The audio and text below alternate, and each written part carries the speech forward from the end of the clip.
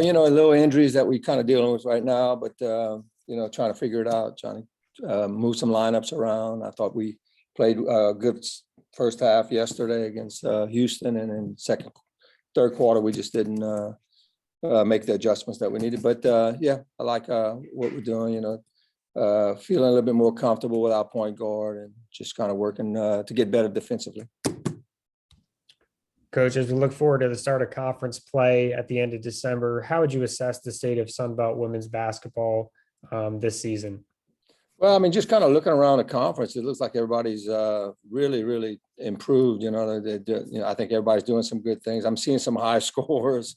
I'm seeing some really good defense. I'm seeing a variety of really, really good basketball. So it's exciting to about to go into the conference and our conference be a lot stronger.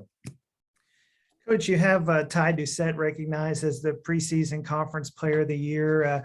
What does that mean to you that, the other coaches in the conference would recognize her for that? And then what does she mean to your team? Well, Ty's been with us for those 4 years, and she decided to come back on that 5th year. And I think, for me, it's more than just about the basketball stuff. It's what we're able to offer. At our university, we were ranked really high in the nursing program, and that's what she came to school to be. And she graduated in kinesiology. We were able to get her in the nursing program. So that means a lot to me, more than just the basketball stuff. But basketball wise, she's been our scorer, especially from the inside, the 4-5 position. She's very agile and all that. Been fighting injuries for the whole 4 years. We've thought we've kind of fixed it. And so we're actually looking at her starting to kind of get some more minutes and stuff. The beginning of the season, she wasn't very productive, but that was because we were kind of holding her back and all that. But, Ty brings that inside out game where she's very athletic. I mean, she can pretty much average a double if we can give her 30 minutes a game. So, I think that's the plan. If we can keep her healthy, I think we can see some good things from her. You had to battle through some adversity, some injuries. Have you seen your team grow through that from the beginning of the season to now?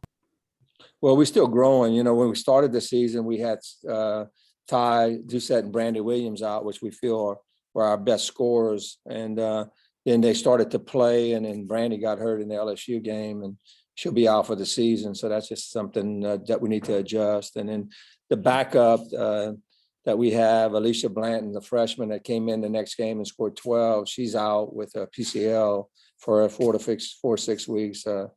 We have our Australian shooter, Indy Bodley, tore ACL last week. So today's not a good day for me. I'm going to the hospital, and we're getting 2 of our kids operated on. So it's just, how do you make the adjustments? I think we got to grow. We don't have much time to grow, and we'll probably be growing during the conference. That's just part of our DNA, I guess, is when we hit adversity, what do? We keep our head. Coach Robichaux, our baseball coach, used to say, put the blinders on and keep plowing, and that's what we're going to do. And I think we'll be all right. We have some key components. Our point guard, Destiny Rice, the transfer is really good, a lot better than I expected at this time. So we're excited about her leading us into conference play. Winning the conference last year, have you seen a positive effect on your team from a confidence or mindset standpoint that's carried over to this year? Yeah, I think so. The returners have that confidence that we can do it again. And, I also feel that the newcomers, they came because of that. Like some of the transfers said, well, I mean, look, they look like they had a pretty good year last year, and we had some key components coming back. So, I think everybody kind of feels that we can at least have an opportunity to compete in the conference. Not like it used to be where it was just a battle to kind of get to the mid part of the conference and stuff. But now it's just, I feel, and our coaching staff feels, that we have the tools and what we need to be able to have or compete, at least compete. And that's what we're all about. For us, it's about winning the tournament. I know we were 1 game short last year, and I mean, that's a really goal for us. Can we compete and be ready for the conference tournament? Coach, you mentioned a number of injuries. Is there anybody that you see getting more playing time with the injuries that hasn't played as much yet? Well, I think we're kind of lucky that I don't have to play. I mean, that's been a blessing.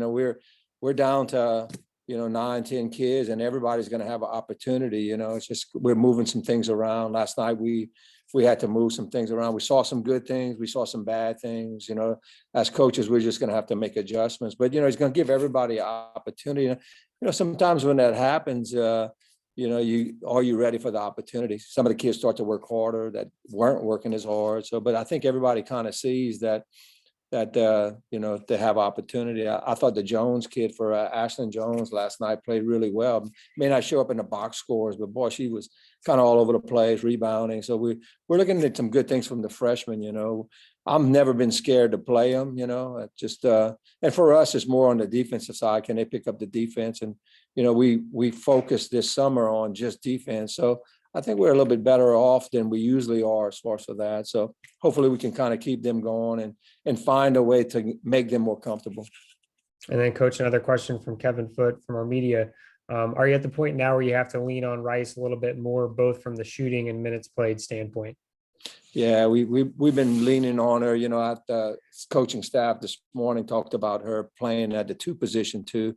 She's just so good at the point position. I think she had 13 and 5 last night. And probably play close to 30 minutes, So, yeah, we are leaning on her a lot right now. And, I guess when in conference, and boy, she's a competitor too, So I think we're going to see us, looking for her leadership. She's on our leadership council for the team and all that. And she does such a great job of wanting to win. She comes from a great program of North Caddo. So I think that's going to be continued on. Yeah. But I do, and our coaching staff does lean on her a lot, especially for a newcomer, usually doesn't happen this quick. And man, I just have a lot of confidence in her. And then following up on that as well, do you see anyone else that may need to change positions given injuries and everything else? We're hoping that we can get some of these kids back. Alicia Blanton's, like a 4-week period that she's going to be out. And I think we've already did 1 week. So, by the time we get to conference, she'll be able to get back in and start playing. But, I think it's just going to be a feel, I feel that when you lose a person like Brandy Williams, it's going to be hard to replace that position. So what's your next option? You get better defensively. And then the other thing is Tamara Johnson's a player.